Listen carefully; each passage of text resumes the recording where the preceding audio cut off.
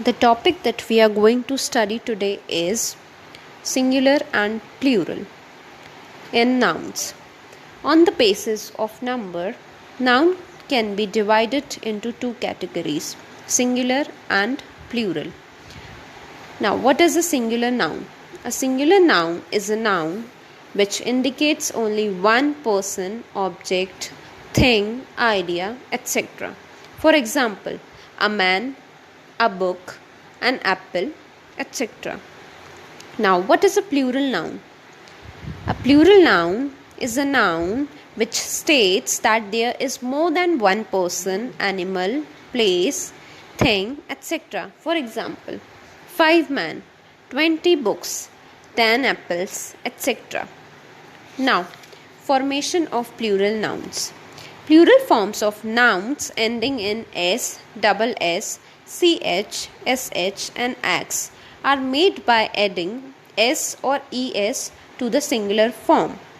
The structure of this is singular form of noun plus s or es will give us plural form of noun. For example, bus. Bus is the word which has s as the ending letter. So, plural of bus is buses. Boss, bosses. Church, churches. Brush, brushes. Box, boxes. Lamp, lamps. Now, plural forms of nouns ending in f and fe. Nouns ending in either f or fe are made plural by adding ves in place of f or fe. For example, calf, calves, knife, knives, loaf, loaves, thief, thieves. Now there are some words which end in f but do not follow the rule mentioned above. These words are made plural simply by adding s at the last. For example, chief, chiefs, proof, proofs, belief, beliefs. Some more examples could be chef, chefs, roof, roofs. Now, plural forms of nouns ending in o. Nouns ending in o usually take es at the end of the singular form to form their plural forms. For example, buffalo, buffaloes, hero, heroes, mango, mangoes. Again, there are some words that end in o but do not follow the above mentioned rule. For example, photo, photos, piano, pianos, radio, radios. You can clearly see that though these words are ending in o, but they take s at the end and not es. Okay.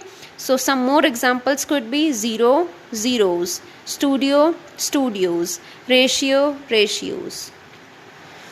Now if the last letter of a noun is y, then what happens?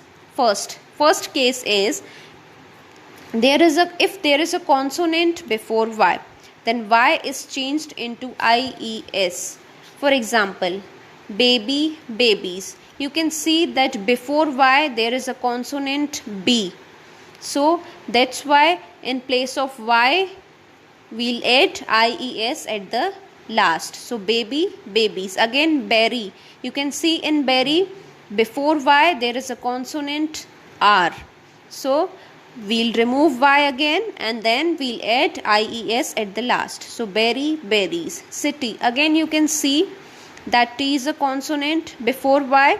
So we'll remove y and then we'll add ies to it. So it will become cities. Second case is if there is a vowel before y, the letter y in the word is not changed. Only the usual plural marker s is attached to y in order to make its plural form. For example, boy. You can see that o is a vowel here before y. So what we have to do? We have to just attach s at the last. So it will become boys. Again, toy. O is a vowel before y. So toy will become toys. Now, there are some nouns that do not follow the usual rules that we studied just now for forming their plurals. Sometimes we have to change the spelling of the word in a different way in order to convert it in plural form. There has to be a change in the spelling of the singular noun. We'll try to understand it through the help of examples.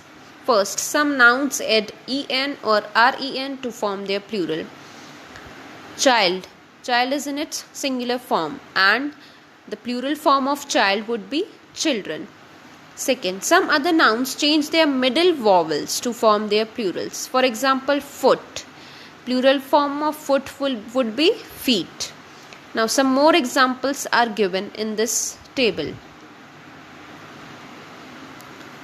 Now, in compound nouns, we always add s to the principal word. For example, sister-in-law. Now, in-law is what? In-law is a relative in-law, and sister-in-law represents a relationship, and sister is a human being here. So obviously we'll add s to the human being and not to the relationship. So sisters-in-law. Some more examples: aunt-in-law, aunts-in-law, commander-in-chief, commanders-in-chief, brother-in-law, brothers-in-law. Now, some nouns have the same form in the singular and the plural. For example, aircraft, aircraft, deer, deer, dozen, dozen. They cannot, nothing could be added to these words to convert them in plural form. They remain same. Now, some words in English have been borrowed from other languages. Those words are called loan words, and their formation is and the formation of plurals is little different. For example, agendum, agenda, analysis, analysis, appendix, appendices. Now you can clearly see that there is a little change in the spelling of the words that are either borrowed from Greek or Latin. The names of objects that have two essential parts are always used in the plural form. For example, binoculars, glasses, jeans, pajamas, pants, pliers, scales, scissors, tongs, trousers. Now, some nouns ending in either s or ics are usually singular uncountable nouns. Though it appears to be in its plural form, but actually they represent a singular form concept. For example, linguistics is my favorite subject. You can see that linguistics, though it appears to be in its plural form, but actually it is a singular noun. Some more examples could be aerobics, biophysics, gymnastics, mathematics. Now, uncountable nouns such as advice, furniture, information, they do not have a plural form. Uncountable nouns, they never have a plural form. Ninth, abstract nouns such as admiration, affection, hatred, love, and material nouns such as iron, sugar, silk, wood. These are all what? Uncountable nouns, and just now we studied that uncountable nouns do not have a plural form. So these are also.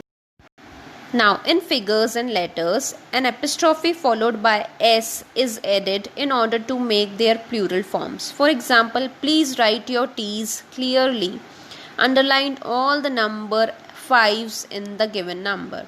11th, some collective nouns such as people and kettle, they look like singular noun, but they represent a plural concept, because people is what? People is a group of human beings. Cattle is what? Cattle is a group of domesticated animals.